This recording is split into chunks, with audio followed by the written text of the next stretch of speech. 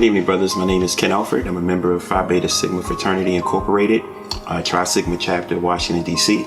And happy to be here today to talk about something that's affecting all of us during the COVID-19 endemic. Most of you know my full-time role.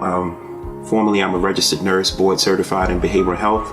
I currently am the System Behavioral Health Director for University of Maryland Capital Region Health, Prince George's Hospital, Bowie, and Laurel.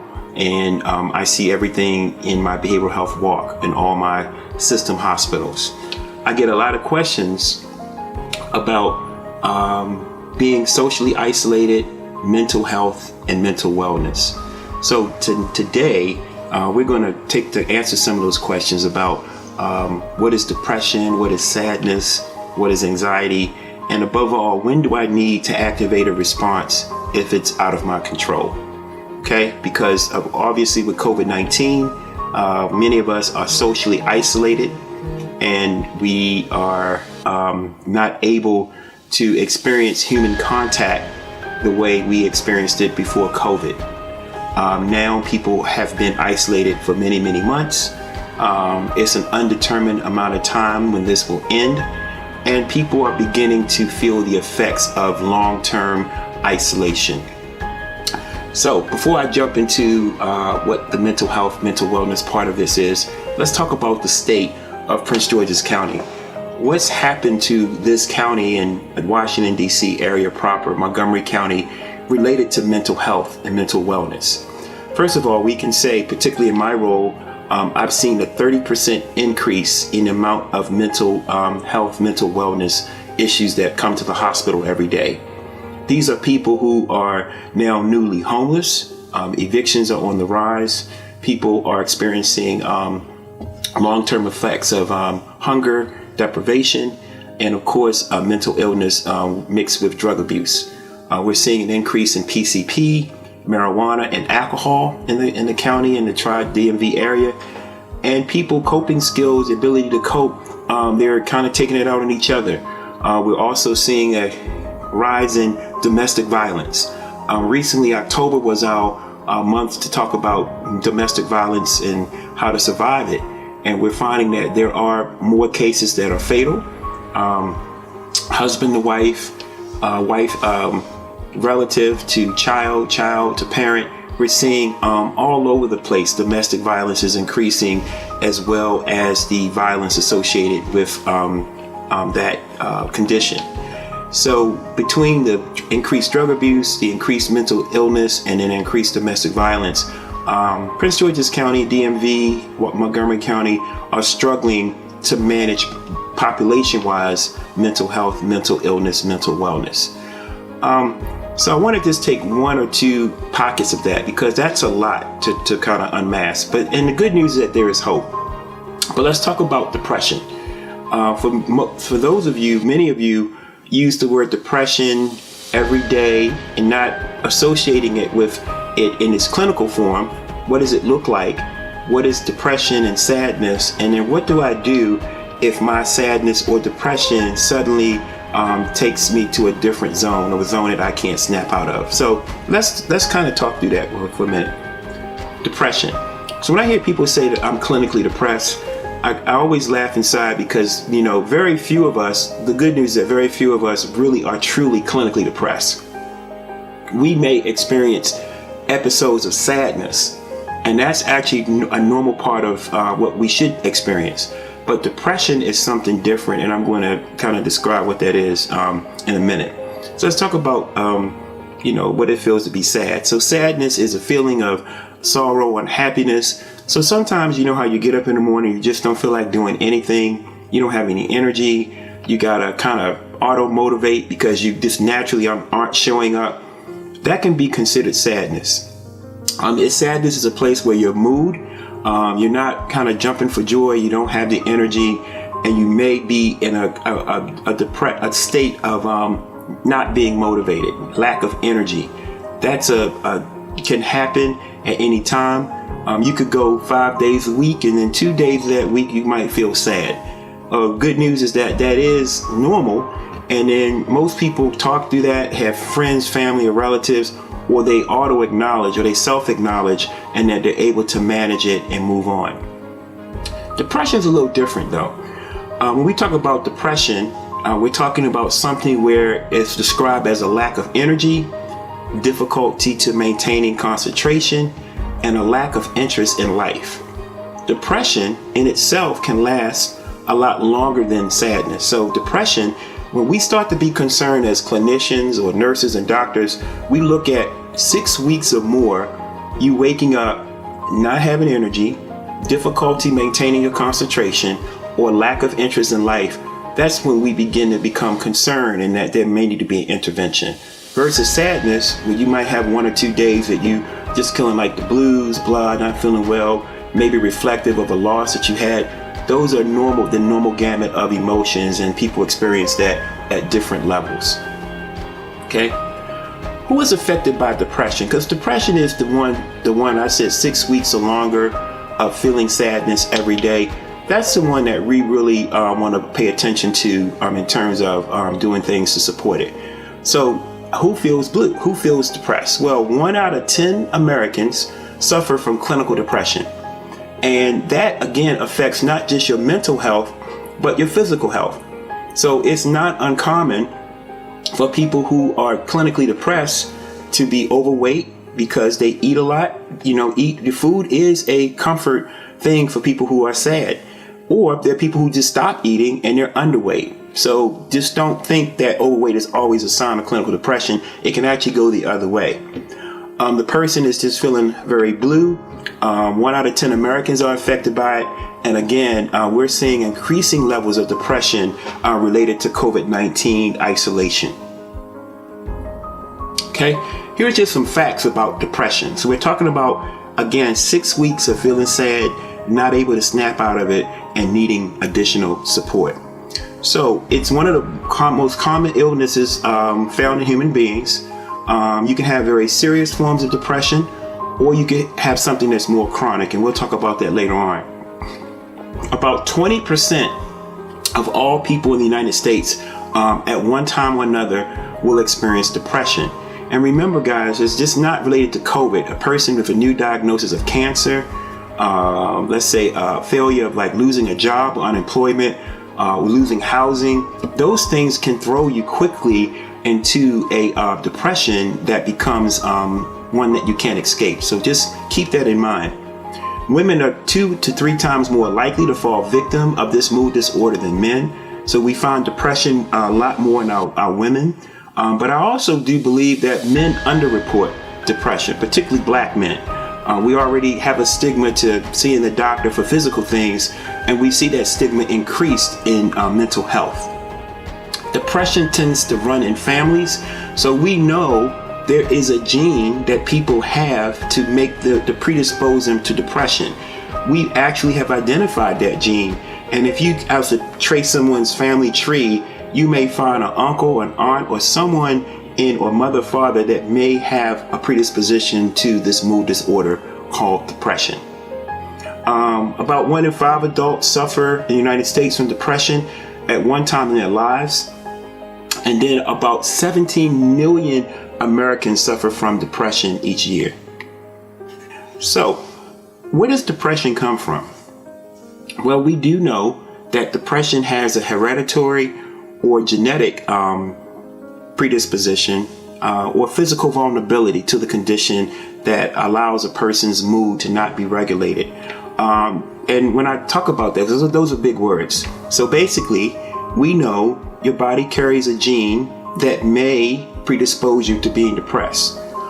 It could be a biological imbalance. For instance, there's this chemical in the body called serotonin. You find serotonin a lot in turkey. So if you eat a heavy turkey dinner and you feel very sluggish after you eat that dinner, well, that serotonin is working on your body to produce feelings of feeling good or euphoria. Well, when that serotonin is displaced in the brain, because that's where your mood is regulated, a person can be predisposed to having depression. And there are a lot of people who have serotonin imbalances in their brain. Okay. When we talk about the brain itself, the different parts of the brain, and I won't go into brain physiology today, but just think about you have different parts of your brain where you process emotions. And we know that there are parts of your brain that contains this serotonin I mentioned. And the serotonin, in order for it to be effective, it must meet the right place at the right time for you to feel elevated and feel a mood that supports feeling good. Whenever that serotonin is displaced, the person likewise will experience sadness or depression. Okay. Common symptoms of depression. So what if it's like maybe 7-8 weeks and I think I got something going on that looks like depression? Here's what it would look like. And again, this is not exhaustive. This is just a list of things that you might experience if you truly have clinical depression in the time frame I just identified. You might feel helpless and hopelessness. And I'll keep this in context of COVID. You know, we've been in now for several 8-9 months. Is this going to go away? Am I going to go back to school? Is life going to get better? The hopelessness of what this is can cause you to have a form of depression. Feeling useless, bad, feeling like you can't get it right. Those thoughts become pervasive in your brain. That's also a symptom of depression. Being vulnerable and overly sensitive, like immediately you start to cry without any kind of provocation, could be a symptom of depression. Feeling guilty, lack of energy, lack of motivation, like I can't get up in the morning, I can't get up to do tasks, I have to be in the bed all day. That could be a sign and symptom of depression. And I think about this bullet point, we think about Whitney Houston in her memory. One of the things that she said in an interview she did on ABC News, that for 1 year, she slept in her nightgown. And she slept all day. She put a nightgown or pajamas on, couldn't get up, and just pretty much laid in bed all day long. What she was describing would be most likely looks like and would sound like depression, the inability to get up, staying in the bed all day and not able to do normal tasks. Loss of gain or weight. So I just mentioned to you that depression can be you stop eating, in that 6-week period, you can lose a lot of weight if you don't have the motivation to eat. Or you can gain weight because eating makes you feel better. And people, it depends who you are, which side of the coin that you will fall on in terms of looking at depression. Talk about loss of sex drive. A person does not have the drive for sex, usually when the person is clinically and acutely depressed.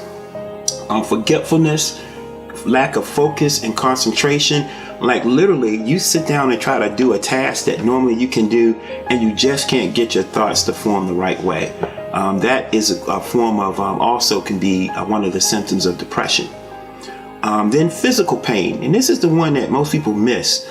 You can have headaches, back aches, stomach aches, all those things that you can't figure out, like why when I wake up in the morning I feel like I can't move. And you may not have done anything to yourself physically. It could be a manifestation of the depression that's acting out in your brain and your inability for your organs of your body to move the way it's supposed to without pain. Okay, so that could also be a symptom of depression. And here's what happens when this gets worse. So let's say you got this going on and then suddenly you do a shift from feeling like I can't get up, I'm hopeless, life is dark, and then suddenly I start thinking about hurting myself. We call that suicidal ideation. When you have thoughts about how I plan it, what I'm going to do to myself, what does it take for me to relieve myself from the pain of being here every day? That's moving into a dangerous zone because there is a part of the population who will either stay in that zone and get treatment, or unfortunately, there are some people who will stay in that zone and then act out on those thoughts, which will end in suicide. So you see how dangerous this can be. The lack of treatment can easily move from the hopelessness, the darkness, to the suicidal thoughts, to eventually, if not treated, could lead to suicidal action. So this is really important for us to recognize. Take a minute and think about yourself in terms of what I just mentioned. Again, this is not clinically exhaustive, But if you feel that you're somewhere on this domain, it is imperative and important for you to seek out support with a mental health specialist immediately, because your life is valuable. Some of the things I usually ask questions like, do I have signs of depression? So how would I know I'm depressed? So here's a quick quiz. This is true or false. Number 1, I feel sad and blue and unhappy most of the days. Is that true or is that false? Number 2, activities I used to enjoy don't really interest me. Is that true? Is that false? Number 3, friends and family seem to walk on eggshells around me. Is that true? Is that false? Number 4, my future seems hopeless. Is that true? Is that false? Number 5, I have a hard time concentrating on simple things. Is that true? Is that false? Number 6, the pleasure and joy of life has gone out of my life. Is that true? Is that false? So I just gave a sample of some questions. If you are listening to this and most of those are true, again, you could be at risk for having clinical depression. It is imperative for you to get support from mental health specialists as indicated. If you need more additional support, please reach out to me. Though I may not give you the supportive therapy, I will give you the resources where to go if things, or you know someone that's at risk. It's important to reach out to me. And again, my information will be posted at the end of this discussion. So that's talking about depression, right? Depression, long-term sadness, 6 weeks or longer, with many of the things I described. Sadness is episodic. You have days where you feel blue. You have days where you feel up. And that's a normal experience that humans go through in the emotional domain. Last thing to do is talk about anxiety. And we have a lot of anxiety about this pandemic. Anxiety can come in many ways.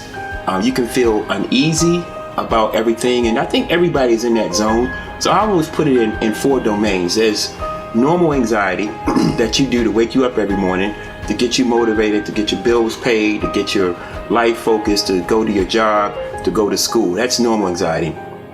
Then you have what we call moderate level anxiety.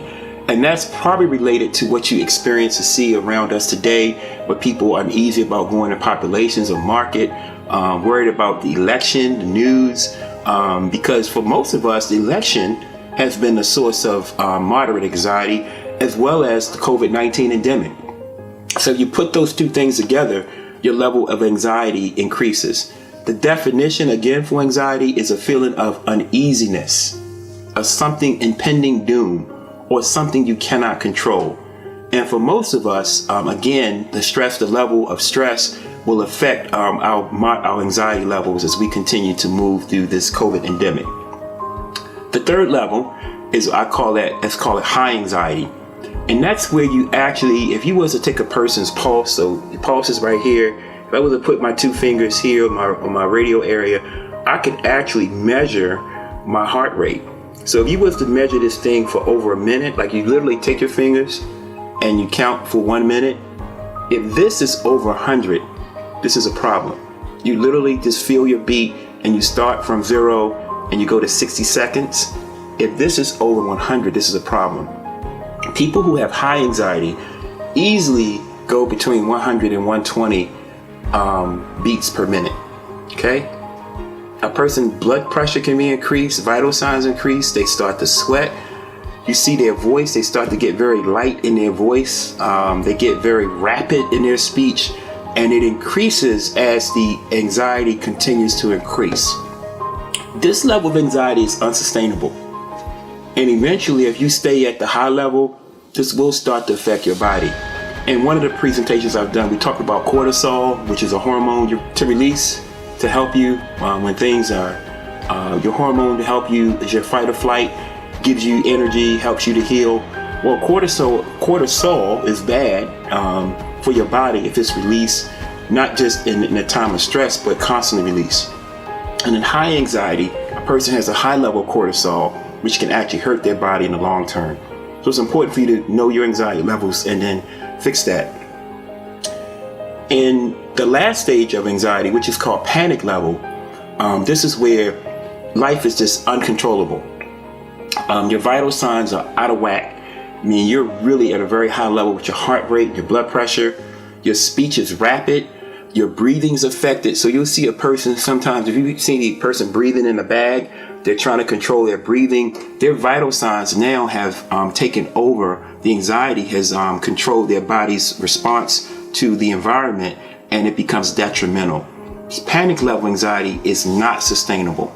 And even though that's not the experience of most people experiencing anxiety, definitely if you're at that level, is the need for mental health support.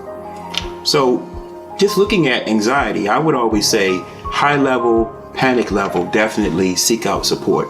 You can do activities to control anxiety like mindfulness, learning how to breathe, learning how to meditate, taking physical activities. Those things can support you in decreasing your anxiety. And it's important to recognize it. In times of need and stress and your levels are increasing, please be aware that there's help available to support you. We are not in this alone, as all of us will experience any number of these emotional states I've mentioned. So that concludes this today. Again, take care of your mental health. Stay focused. I always do a self-auto check. Ask yourself, where am I? Am I on the depression zone? Am I on the sad zone? Am I low anxiety? Am I high anxiety? And then lastly, what things can I do to control where I am? And if you can negotiate those questions and you feel like you have tools to do that, please activate those. But if you cannot, you do not have to do this alone. We're here to help you. Thank you and God bless.